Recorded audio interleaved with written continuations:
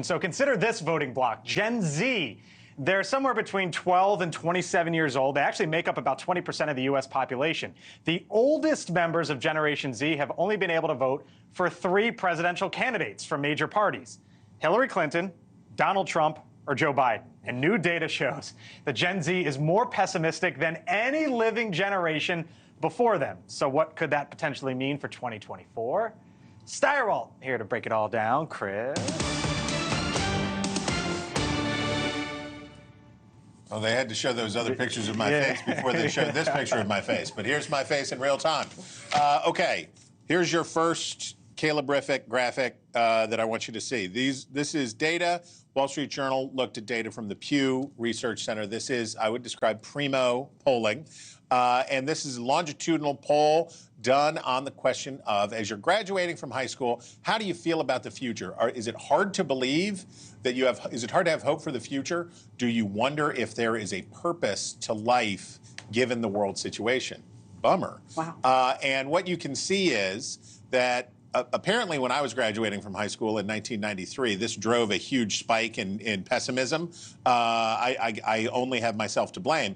But what you can see is that the numbers got really good. They went way down around 9/11. The nation came together. There were positive feelings. And then what happened? What followed that in this century, of course, was massive economic disruption.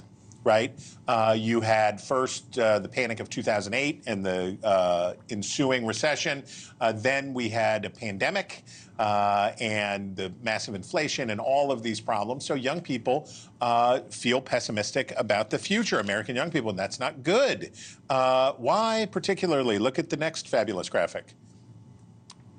Do you expect to have a professional job? Now, back when I was a boy and ships were made of wood and men were made of steel, we were at 60% and rising or so in terms of who thought they would have a professional white-collar job. Now we're at 52% and falling. This is that economic pessimism baked in. Now, I'll tell you, some of this is good because people have realized sometimes that there are better things to do in life than have a white-collar job, and maybe you can find fulfillment elsewhere, and that part of it's good. But a lot of this is obviously economic negativity. But you know what another part is, Blake Berman? It's us. Here's percentage by generation having hardly any confidence in the press. Woof. So Gen Z, a majority of Gen Z, and this is the National Opinion Research Center survey, also primo polling data, at 52% say they hardly have any confidence. And you wonder why? You wonder why. Maybe it's because so often they tune into a steady stream of negativity, a steady stream of people talking about how bad the country is, how dire the future is, from global warming to threats to democracy to everything else, this constant drumbeat about how bad things is. Maybe that makes people kind of bummed out. Why do you care? Here's why you care. Dramatic graphic reveal, please.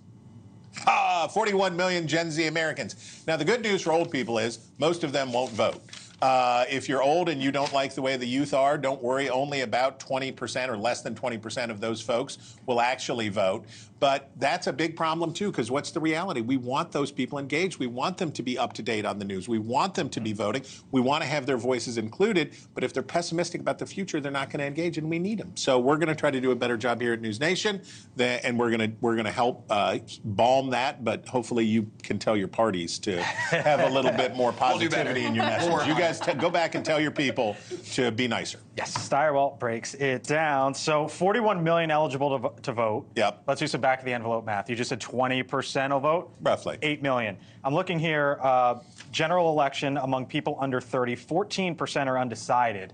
That leaves us what, 1 million voters in that You're the business guy. Don't ask me to do math. It's about here. 1 million. No, it's about 1 million votes yeah. that are up for grab. Can that matter? Can that swing? Can that sway? Yeah, it can certainly matter when you have states where the election is going to be decided by 10,000, 20,000 votes. Dearborn, Michigan. Yeah, exactly. Where it's hugely important, and they're going to try to court these voters, and that's why the TikTok ban is of particular significance, right? And one of the many reasons why Donald Trump reversed himself on that probably has to do with the fact that you want to be able to talk to these younger people where they are because they're not watching the news. I hear you guys. Thank you for watching. And make sure you go to joinnn.com to find NewsNation on your television provider.